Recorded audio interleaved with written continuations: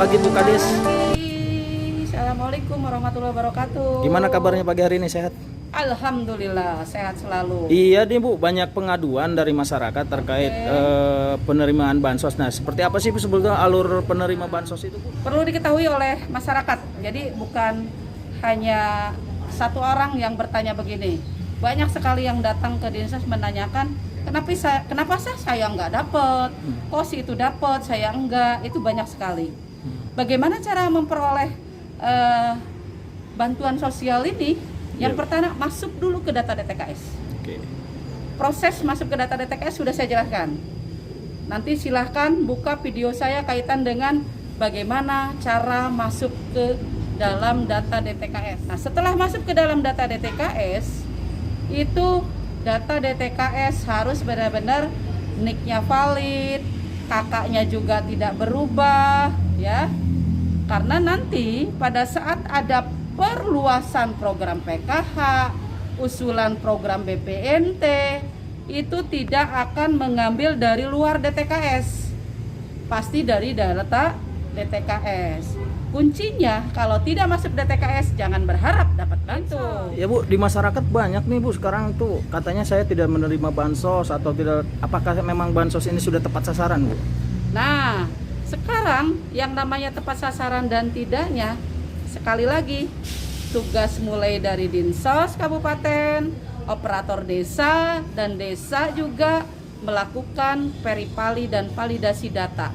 Dimusyawarahkan, kemudian mana yang meninggal, yang sudah sejahtera, yang tidak ditemukan, yang juga sudah pindah ke luar wilayah, itu tolong diverifikasi dari data. Nanti ini keluar, usulkan yang baru sesuai dengan kriteria kemiskinan yang ada di wilayah masing-masing.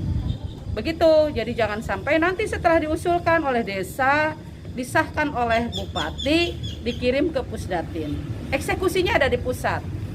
Masuk tidaknya ke dalam DTKS, itu eksekusi ada di tidak bisa dinas sosial masukin langsung di aplikasi jadi tidak, karena tanda tangan bupati pun BNBA yang kita kirim ke Pusdatin nanti jawabannya di sana melalui aplikasi SIK. Kendalanya dari mana sih? Dari administrasinya atau dari apanya nih Bu yang biasanya mereka tidak dapat bantuan? Ya. Nah, tadi Ibu nyinggung-nyinggung tentang data NIK atau dan lain-lain ya. Betul sekali. Jadi ini pertanyaan yang bagus dan pertanyaan yang cukup banyak datang ke dinas sosial.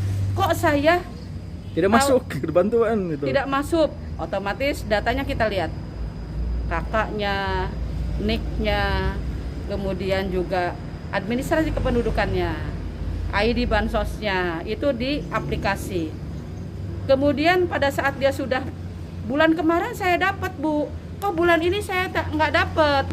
Banyak sekali permasalahan ini. Yang pertama, ternyata di perjalanan dia ini pada saat dia masuk ke dalam data DTKS sudah oke. Kakaknya ganti karena punya anak lagi, KTP-nya tidak, tapi kakak ganti. Ini pun akan terganggu di dalam aplikasi SIKNJ tadi. Itu akan terblokir dulu karena nomor kakak dengan KTP harus sama. Hati-hati di dalam pergantian administrasi kependudukan. Ini akan terganggu karena kita mekanisme perbankan. Satu titik aja penulisannya salah, ada strip, ada koma, ada spasi, itu akan terganggu ke dalam pencairan bansos. Awas, hati-hati. Makanya selalu yang datang ke kita mengeluh kenapa saya tidak dapat, mengapa bulan kemarin dapat sekarang tidak, kita cek dulu datanya. Selalu dicek di dalam data DTKS dengan membawa kartu kakak dan KTP yang terbaru. Itu. Kalau bansos itu sendiri Bu, ada yang terencana dan tidak terencana. Nah, seperti apa sih Bu kalau bansos terencana dan tidak kalau terencana? yang terencana mau tidak mau masuk ke dalam DTKS. Kalau tidak direncanakan, contoh ada yang terdampak karena bencana.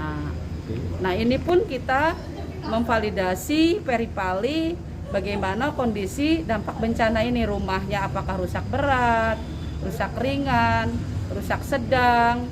Nah, ini penganggarannya dari APBD Kabupaten dianggarkan melalui dana TT, tapi usulan, proposal, verifikasi lapangan, verifikasi administrasi itu dari Dinsos. Sampai sejauh ini menurut Ibu sudah berjalan lancarkah penerima bansos ini, atau tadi kan isu di luaran kan banyak yang mengatakan bahwa tidak tepat sasaran. Apakah memang sudah tepat sasaran? Di Kabupaten Pandeglang dari 87.000 sekian yang menerima bansos, ada yang diindikasikan, belum tentu benar. Karena ini hasil audit juga kita verifikasi. Itu diindikasikan sekitar ada 7.020 dari 87.000. Nah, dari 87.000 lebih yang menerima bansos, ada yang diindikasikan tidak tepat sasaran sekitar 7.020. Ini setelah kita verifikasi ke lapangan, rata-rata mereka adalah penerima bantuan sosial tunai BST. Kenapa BST? BST diperlakukan program ini pada tahun 2020 pada saat itu penanganan COVID. Melalui pihak pos, dana tunai ini data diusulkan dari bawah. Pada saat itu dengan persyaratannya adalah mereka yang terdampak. Nah, mereka yang terdampak ini di desa kadang-kadang banyak ngerasa, oh saya terdampak, ini terdampak, itu terdampak. Semua merasa terdampak. Sehingga di tahun 2021 setelah diaudit loh, kok ada aparatur dan lain sebagainya. Karena semua ngerasa terdampak pada tahun 2020. Pada saat penanganan. Jadi ini tetap akan menjadi evaluasi dinas sosial, Bu, ya? Akan menjadi evaluasi bantuan kita pada saat kondisi saat ini. Karena pada saat itu dari pusat tidak ada persyaratan, hanya dalam surat itu terdampak COVID. Nah, pada saat di desa menerjemahkan terdampak ini luas. Siapapun itu kecuali mereka yang sudah mendapatkan bantuan lain. Itu misalkan sudah dapat PKH, sudah dapat BPNT, sudah dapat bansos lain, ya jangan dimasukkan lagi ke BST. Terima kasih. Semoga ini bermanfaat untuk masyarakat. Wassalamualaikum warahmatullahi wabarakatuh.